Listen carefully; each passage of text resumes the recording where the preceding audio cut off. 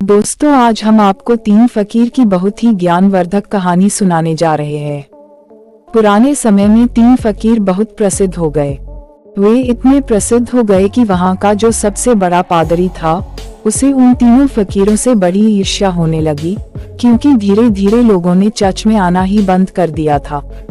Church से लोगों की भीड़ बिल्कुल गायब सी हो गई थी। अब सभी लोगों ने उन 3 फकीरों के पास ही जाना शुरू कर दिया था। वहाँ का प्रधान पादरी सोचता कि यह तीनों कौन है जो मेरे रहते संत बन गए, क्योंकि ईसाइयों में एक प्रथा है कि जब तक चर्च किसी इंसान को मान्यता ना दे तब तक वो संत नहीं बन सकता।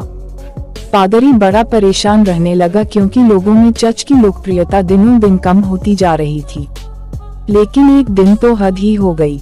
पादरी पूरे दिन चर्च में बैठा रहा, लेकिन एक भी व्यक्ति चर्च नहीं आया।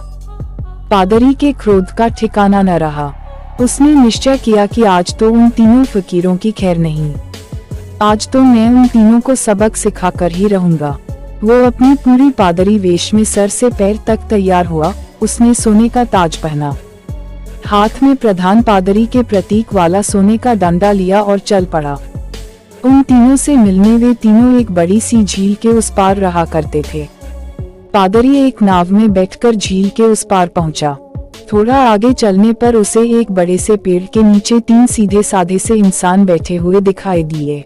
पादरी ने उनके पास जाकर कहा, क्या तुम तीनों ही वो प्रसिद्ध संत हो जिनके कारण लोगों ने मेरे चर्च में आना बंद कर दिया है?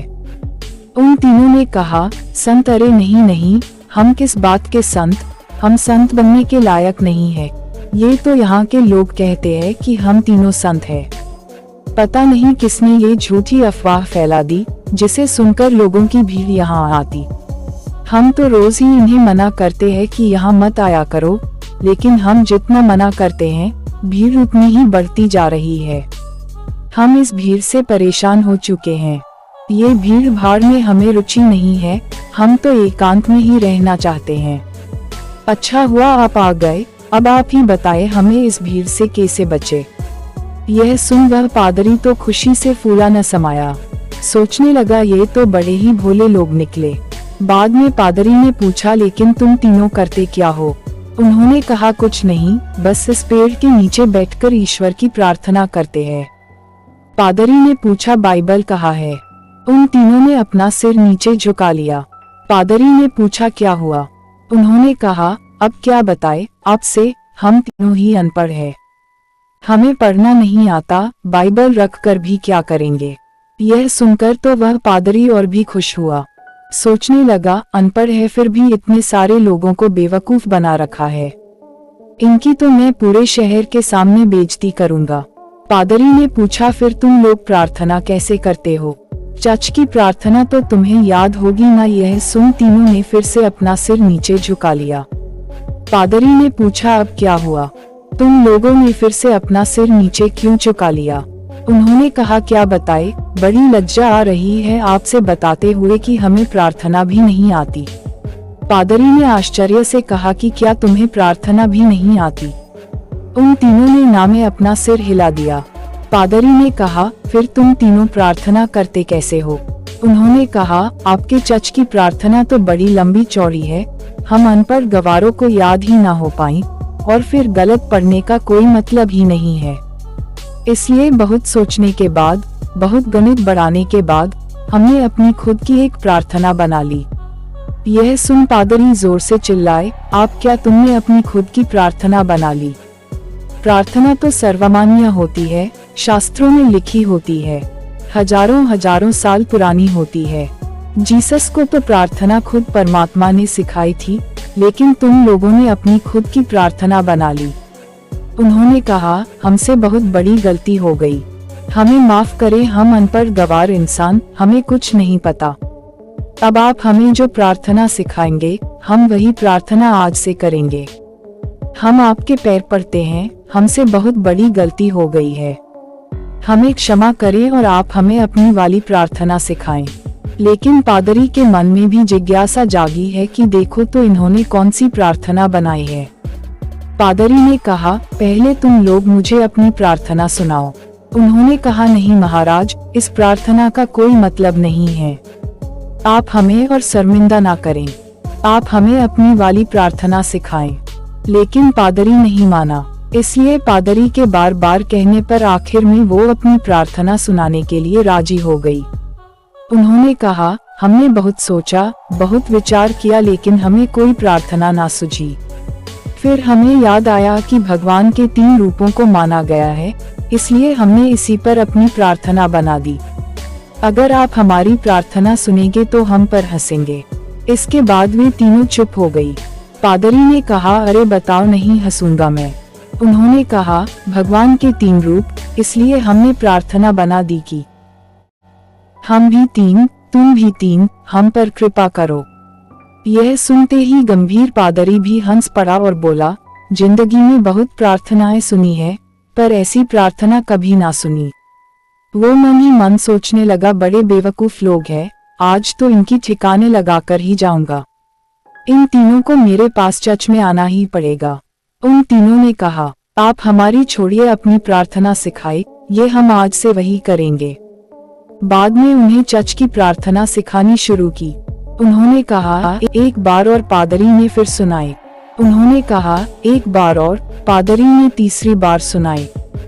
उन्होंने कहा, एक बार और, पादरी ने फिर सुनाए। उन्होंने कहा, एक आखिरी बार और, पादरी ने कहा, घबराओ मत, कभी कभी चर्च भी आया करो, धीरे धीरे तुम लोगों की भी जिंदगी सुधारने लगेंगी, और अगर रोज आओगे तो ये प्रार्थना भी सीख जाओगे। उन्होंने कहा, जी जैसी आपकी आज्ञा। पादरी बड़ा खुश हुआ। उसने कहा, तुम लोग डरना मत, मैं तुम्हें माफ कर दूंगा और लोगों से भी माफ करवा दूंगा। उन्होंने कहा, आपका बहुत बहुत धन्यवाद, आप बड़े महान इंसान हैं। पादरी ने सोचा, चलो एक झंझट छूटी, इन मूर्खों को तो लाइन पे ले आया। वो अपनी नाव पर बैठकर वापस जाने लगा। नाव अभी झील के बीचों बीच पहुंची ही थी कि पीछे से कुछ लोगों के चिल्लाने की आवाज आई है। पादरी और माझी ने पीछे मुड़कर देखा तो उनकी आंखें फटी की फटी रह गई है। वे तीनों पादरी को पुकारते हुए झील के पानी पर दौड़ते हुए चले आ रहे थे। वे तीनों पानी पर ऐसे दौड़ रहे थे मानो कोई जमीन पर दौड़ रहा हो। यह देखकर तो पादरी के हाथ से वह सोने का डंडा छूटकर वहीं नाव पर गिर गया। यह चमत्कार तो आज तक केवल जीसस ही करके दिखाया था। वे तीनों भागते हुए नाव के किनारे आकर खड़े हो गए और पादरी से कहने लगे, आपसे प्रार्थना है कि हमें एक बार और सुना दे, हम उसे भूल रहे हैं। वो कहता है ऐसे शुरू होती है, ये कहता है ऐसे शुरू होती है, मैं कहता हूँ ऐसे शुरू होती है। हम तीनों में बहस शुरू हो चुकी है। अब हम बहस करें या प्रार्थना करें, इसलिए आप हमें वो प्रार्थना एक बार और सुना दे। पादरी ने तो झुककर उनके पैर ही पकड़ लिए और कहने लगा, अब तक जो भी बताया है, जो कुछ भी कहा है, सब कुछ भूल जाओ। तुम्हारी प्रार्थना जीती और मेरी हारी। तुम्हारी प्रार्थना ही श्रेष्ठ है, क्योंकि वह सुनी गई है, और सच तो यह है कि अब से मैं भी तुम्हारी वाली ही प्रार्थना करूंगा। गलती तो मुझसे हुई है, प्रार्थना को कम समझा, जबकि कमी तो मेरी श्रद्धा, मेरी आस्था में थी, कमजोर तो मेरी प्रार्थना थी, इसलिए आप लोग मुझे क्षमा करें, बड़ा उपकार होगा। वे तीनों फकीर बोलते रहे कि आप एक बार हमें अपनी वाली प्रार्थना और सुना दें, लेकिन वह पादरी चुपचाप अपना सिर नीचे झुकाया और वहां से चला गया हो। लियो टॉल्स्टॉय की यह कहानी हमें सिखाती है कि यह जरूरी नहीं कि हमारे द्वारा की गई प्रार्थना शास्त्रों से ही ली गई हो, वो बहुत बड़ी हो और लाखों लाखों लोगों द्वारा मान्यता प्राप्त हो। अगर हमारी प्रार्थना सच्ची है, सच्चे मन से की गई है, तो वह परमात्मा के द्वारा जरूर सुनी जाएगी, फिर चाहे वो 2 शब्दों की साधारण से ही प्रार्थना क्यों ना हो। इन 3 साधुओं की कहानी से सीखने को तो हमें यही मिलता है कि हम चाहे कुछ भी करें, लेकिन उसे दिखावे के उद्देश्य से ना करें। हम जब भी किसी काम को करें तो हमारी पूरी आत्मा उस काम में उतर जानी चाहिए। उस काम के प्रति हमारा पूरा समर्पण होना चाहिए।